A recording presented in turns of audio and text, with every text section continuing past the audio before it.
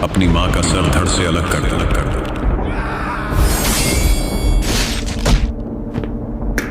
एक ऋषि जो गुस्से में आकर अपने सभी पुत्रों को ये आदेश देता है। एक एक कर उनके 4 पुत्रों ने ये पाप करने से इनकार कर दिया, लेकिन फिर उनका सबसे छोटा बेटा आगे आया और अपना कर्तव्य समझकर अपने पिता का आदेश निभाते हुए अस्त्र उठाकर एक ही बार से उसने अपनी माँ का सर धड़ से अलग कर दिया। यह कहानी है एक ऐसे योद्धा की जिससे सारा संसार डरता था, जिसने 21 बार एक पूरे वंश को इस दुनिया से लगभग पूरी तरह मिटा दिया था। एक ऐसा भयानक योद्धा जिसने अपने शत्रुओं का इतना खून बहाया कि उसे 5 नदियां भर गई थी। वो महापराक्रमी योद्धा जिसे दरअसल एक ब्राह्मण होना चाहिए था, लेकिन एक गलती के कारण उसका पूरा जीवन बदल गया। अब तक तो आप समझ ही गए होंगे कि हम बात कर रहे हैं भगवान विष्णु के छठे अवतार परशुराम जी की, जिनके क्रोध से पूरी धरती कांप उठती थी। लेकिन आखिर परशुराम है कौन? ऋषि जमदग्नि की पत्नी रेणुका एक आदर्शवादी पत्नी, जिनकी एक छोटी सी भूल उनकी मृत्यु का कारण बन गई। एक दिन नदी से जल भरते समय उनका मन एक गंधर्व की ओर आकर्षित हो गया। एक पराये पुरुष के लिए उनके मन में काम वासना जागी, जिससे उनकी पवित्रता भंग हो गई। जब वो लौटी तो उनके पति ऋषि जमदग्नि को इस बात का आभास हो गया था। वो भयंकर क्रोधित हो गए। उन्होंने अपने पुत्र को आदेश दिया कि वो अपनी माँ का सर धड़ से अलग कर दें। एक एक कर उनके 4 पुत्रों ने इस पाप को करने से इनकार कर दिया और फिर उनके सबसे छोटे बेटे परशुराम जी की बारी आई। अस्त्रों शस्त्रों में माहिर परशुराम को भगवान शिव ने एक दिव्य परशु वरदान में दिया था, लेकिन वो यह नहीं जानते थे कि उन्हें उस दिव्य अस्त्र का प्रहार अपनी ही माँ पर करना पड़ेगा। उनके पिता का क्रोध इतना भयानक था कि उनके पूरे परिवार का विनाश हो सकता था। उसने अपने पिता को शांत करने के लिए परशुराम जी ने अपनी माँ का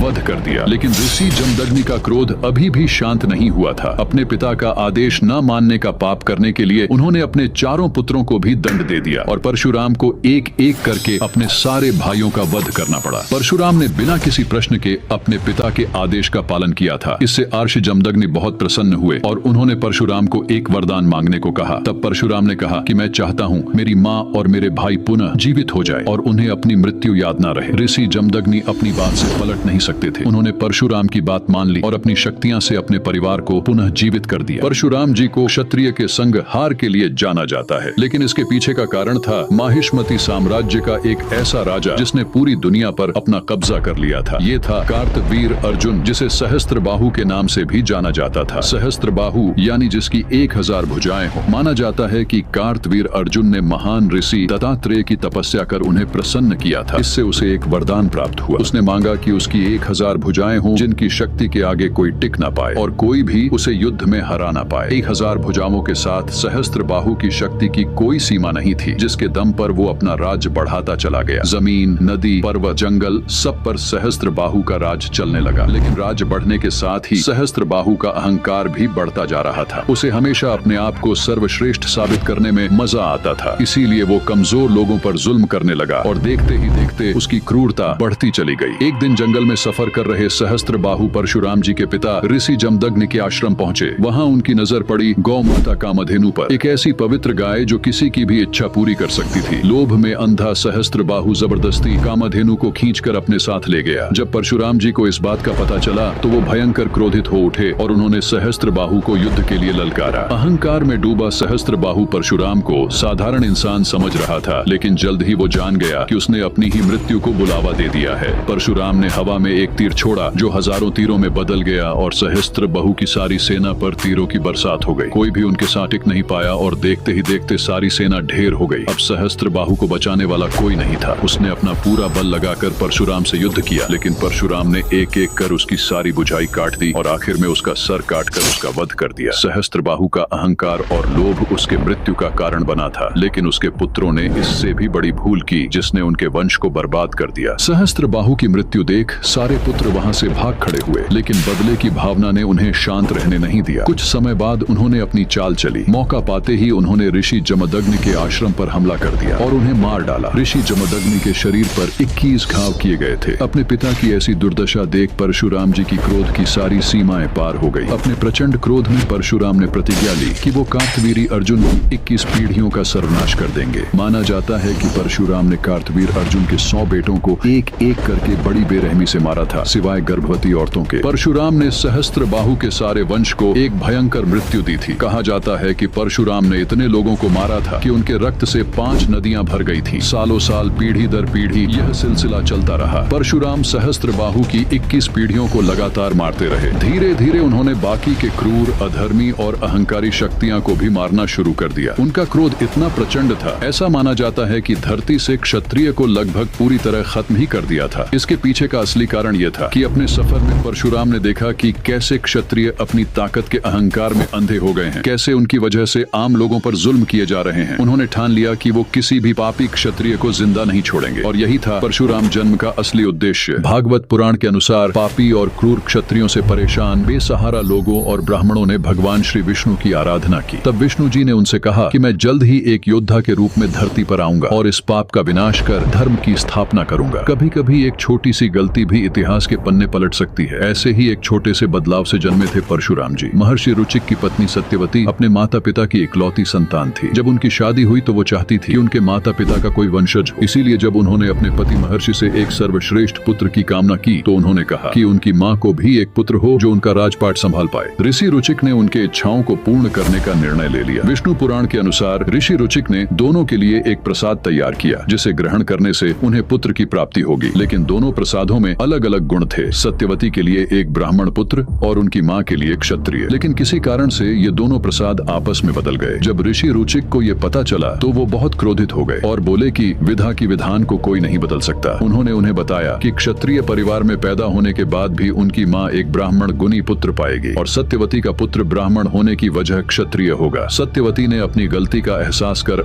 ऋषि रुचिक से माफी मांगी, जिसके फलस्वरूप उन्होंने उसे वरदान दिया कि उनका पुत्र नहीं बल्कि पोता क्षत्रिय होगा। आगे चलकर सत्यवती ने जन्म दिया। जन्मदग्नि को जन्मदग्नि ने रेणुका देवी से विवाह किया और उनके 5 पुत्र हुए, जिनमें सबसे छोटे का नाम रखा गया राम। बड़े होकर शिव जी की तपस्या कर राम को एक सूरवीर योद्धा बनने का वरदान प्राप्त हुआ। अस्त्रों शस्त्रों में सर्वश्रेष्ठ, सबसे बेहतरीन धनुर्धारी और एक प्रलयशाली परशु चलाने वाला योद्धा, जिसका नाम था परशुराम। परशुराम जी एक ऐसे विष्णु के अवतार हैं जिन्होंने कभी अपना शरीर नहीं त्यागा। श्री कृष्ण या श्री राम की तरह वो बैकुंठ धाम नहीं लौटे, ना ही कभी अपने महाविष्णु रूप में आए। वो हमारी कथाओं का एक ऐसा हिस्सा है जो हर युग में मौजूद रहे हैं। माना जाता है कि क्षत्रिय के संगार के बाद अपने पापों का प्रायश्चित करने के लिए उन्होंने सब कुछ त्याग दिया और पहाड़ों में समाधि करने के लिए चले गए। लेकिन कई वर्षों बाद त्रेता युग में उनकी समाधि टूटी, जब उनके गुरु भगवान शिव का दिव्य धनुष तोड़ा गया एक क्षत्रिय से। लेकिन ये क्षत्रिय कोई और नहीं बल्कि श्री राम थे। वाल्मीकि रामायण के अनुसार श्री राम जी ने जब राजा जनक का दिव्य धनुष तोड़ दिया तब परशुराम उनसे मिलने आए। भगवान परशुराम ने श्री राम की दिव्यता और शक्ति को पहचाना। वो समझ गए कि श्री राम भी विष्णु के अवतार हैं और एक क्षत्रिय के रूप में आकर श्री राम ने ये साबित कर दिया था। अब परशुराम जी को और लड़ने की जरूरत नहीं है। एक अद्भुत दृश्य जहाँ एक अवतार ने दूसरे अवतार की महिमा को स्वीकार किया। इसके अलावा द्वापर युग में भी परशुराम का प्रभाव दिखा, जहाँ उन्होंने भीष्म, द्रोणाचार्य और कर्ण जैसे महान योद्धाओं को शिक्षा दी। आज कलयुग में भी माना जाता है कि परशुराम जी महेंद्रगिरी पर्वत पर तपस्या में लीन हैं, जो उड़ीसा के पास हैं। वो इंतजार कर रहे हैं अपने अगले शिष्य का। विष्णु के आखिरी अवतार कलकी अवतार का। कलकी पुराण के अनुसार परशुराम जी कल्की के गुरु बनेंगे। कलियासुर के युद्ध और धर्म की पुनः स्थापना के लिए वो कल्की की मदद करेंगे। दोस्तों, इस वीडियो पर आपका क्या विचार है